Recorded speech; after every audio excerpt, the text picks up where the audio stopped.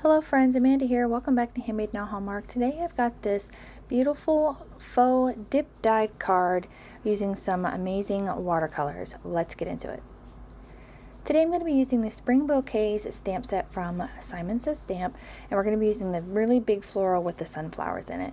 The first thing I'm going to do is I'm going to get my watercoloring finished. Now this is a technique that I saw on Kristina Warners' channel. This was a couple years old, so she's the one who has shown us all how to create this. It's pretty simple technique. It's a little time consuming, but it's still pretty simple if you've got some watercolor. First thing I did was I took a piece of Canson XL watercolor paper, and I'm going to trim it down later, so I wasn't too worried about how large it was, but along the bottom edge I've kind of torn it to make it look like it's a fresh piece of paper, or it's got a nice torn edge. And I'm going to start painting on layers of color. I'm using my Gansai Tambi watercolor set here, and I am not a watercolorer at all. I do it, I attempt at doing it. This is my first real attempt at doing any kind of like style or technique, I guess you could say. It was really easy. Now I struggle a little bit with transitioning between, you know, the light colors to the dark colors, but overall it's a pretty simple technique. I think maybe next time I will maybe adhere it to a hardboard, just because it'll be a little bit easier to work with. Now again, this is a time-consuming process because in between each of your color transitions you want to dry your sheet really well. This is so that the colors can lay on top of each other and they don't mix too much. So I just go in with a really light kind of pinky red, and I want to transition all the way into a really dark black. Now like I said, this is a kind of a time consuming, so I do speed up the process here for you guys so you don't have to watch it, but I'm still going to leave all of it in. And I started out, like I said, with this really light kind of pinky red color, and I'm going to slowly keep adding pigment to my water. It's still going to be watered down, but I'm just going to keep adding more and more pigment to it so the color gets a little bit more intense as I go along. And you can see here as I start going along, I'm just going down the sheet and letting that color kind of go down the paper. It's okay if you get a couple of streaks in it here and there, because dip dyeing is where you're taking, you know, whether it's fabric or paper, and you're dipping it into different shades of color. So you want to have that harsh line along the top, and I wasn't too concerned about the ones near the bottom because they're going to get covered up with another layer of paint. So just continuing that process all the way down the card, and I really like this technique. I practiced the first time I made a card in its entirety all together, which I'll show here at the end. It's the same exact card that I'm creating for you guys on camera. I created off screen, and I loved it so much that I wanted to, you know, share with you guys how easy this technique is. You know, there is, I guess I could say there's like a little bit of a learning curve trying to get your transition of colors, but practice, you know, a couple of times with different shades, different colors, and I think you could have a really cool technique here to create some really interesting cards. Here's where I started adding in a bit more of a darker red color, and I've kind of struggled with this part. This is probably the only part that I struggled with, was kind of transitioning between the two colors, because I don't think I was getting enough of a difference in tone. But either way, I like the way the card turned out in the end. I'm probably going to use this technique more and more with different, you know, themes of cards and different occasions, and I think it's a really nice way to create a card. Now you can do the same sort of technique with like ink blending if you wanted to do a gradient style. This is more of an actual faux dip dye where it looks like you have different layers of color on top of each other with that nice harsh line in between each layer. I'm going in with actually adding in some black with my red until I get a really nice stark black right at the end. And I really love the way that this turned out. Like I mentioned, it's a super easy technique. Anybody can master it, and it's really versatile as well. Once I get my last couple of layers here on, I'm going to let that dry completely kind of off to the side. I let it go for a little while. It was pretty dry already, but I wanted to make sure it was like super dry. So once I set that off to the side to dry, I'm working on my actual card base here. I have a top folding A2 sized card base, and I'm going to stamp that big floral on the inside with some fog gray ink. As you guys know, this is one of my favorite things to do for the insides of cards, just to kind of tie them all together and kind of make it look a little bit more pretty. Once I had that done, you can see here my panel is nice and dry, and I'm gonna stamp and emboss this big floral on the top portion of this card. I wanted it to kind of look like the flowers were fading off into white, so I am going to be using alabaster white embossing powder from Brutus Monroe. And hindsight, I probably would have brought it down a little bit further, but either way, I like the way that it turned out. It's kind of however works best for you. It turned out really good in the end, so I wasn't too concerned about it. And I have two cards that are, you know, ready to go, and I can't wait to give them to somebody. So I'm just using some clear ink from Simon Says. This is a nice clear sticky embossing ink, and I prepped my space with an anti-static powder tool so that the embossing powder will only stick to the ink and nowhere else.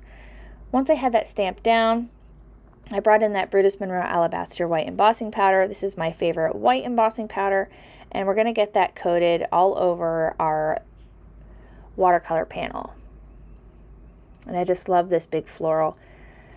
I think you could do this technique with any kind of large floral or any kind of large stamp in general. I think maybe you could do it with like even a background stamp.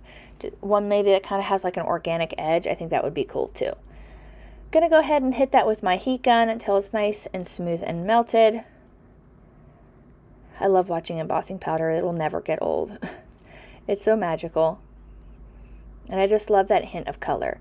Once that was all finished, I went ahead and I trimmed out my panel to fit on my A2 size card base with a nice frame around it, so it kind of looks like we just kind of stuck that dip dyed paper right on top.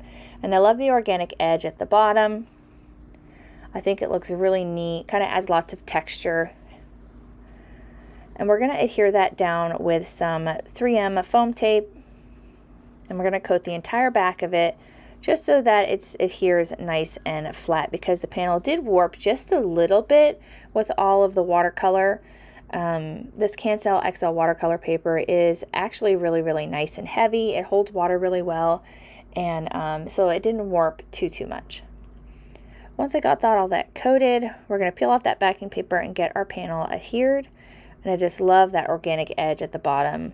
Super neat. Now I noticed that my painting was a little bit crooked. Whenever I was looking at the lines, they weren't quite straight, but I kind of like it. It's very organic and free-flowing. Next, I've got some gold mirror cardstock here, and I've got the lined thank you die cut from Simon Says. I'm pretty sure that's what it's called. I'll have it linked down below. And I'm cutting it out with that mirror gold cardstock, and then 2 times out of just some heavyweight white cardstock, I'm going to stack my die cuts on top of each other to give them some dimension. This is one of my favorite ways to add dimension to die cuts, and with my favorite 3M foam tape from Doris, the strips are no longer available. Gonna have to kind of make use out of some scrap cardstock to get my stacked die cuts, which is kind of a nice thing, so you're using up some scraps and you're not, having too much waste. Get all those centers poked out, and we'll have our die cuts ready to stack up. Had a pretty busy weekend this weekend. We went through and got all of my gardens all cleaned up, got some new flowers planted, and my vegetable garden ready to go. I'm super excited to start growing if it will warm up and stop raining. Just using some liquid glue to attach all of my die cuts on top of each other here. This is my preferred method, is using liquid glue, just because it gives you a little bit of wiggle room to get everything nice and lined up. And I'll set an acrylic block right on top. And then we'll get the gold portions added as well. Once all my die cuts were ready to go, we could get assembling of the finished card. I'm going to take those die cuts and I'm going to adhere them underneath my floral embossing here. I don't really know what I've decided as the focal point of this card. I think it's the dip dye, not so much the floral, because that is the most time-consuming portion of this project, and you really want that to kind of shine through. The florals and the greetings are just nice accent pieces. So I took my T-square ruler and I used it to help line up that thank you. Because my painted lines were pretty crooked, I wanted to make sure I didn't get my greeting crooked as well. So I'm just using that T-square ruler to help adhere my greeting. And it's just a nice, simple thank you card. I left the inside blank other than the gray stamping on the inside, so it could be used for any occasion whatsoever. Next, I found some gold flat sequin confetti mixes here from Pretty Pink Posh. This is a holiday set, but I felt like the gold sequins inside of this set were perfect for this card. It matched the greeting perfectly, and I love the different sizes here and that they were nice and flat. And I think it really finished off the card nicely. Once I got all those in place, I'm going to adhere them down with some liquid glue. I don't use sequins a whole lot, but I really like the way that this looked. Nice and clean and simple and not too overcrowded. Get one more place there and we can get these adhered. And this will finish up this card for today. I really hope you enjoyed this faux dip dye technique. Again, this is a really easy technique that anybody can master. And if you like this video, please hit the like button as well as the subscribe so you don't miss out on any more videos here at my YouTube channel. Again, I really loved making these cards. I can't wait to share this same style with different stamps, different greetings, and different colors with you all. I hope you have a wonderful rest of your day, and I'll see you again real soon. Bye!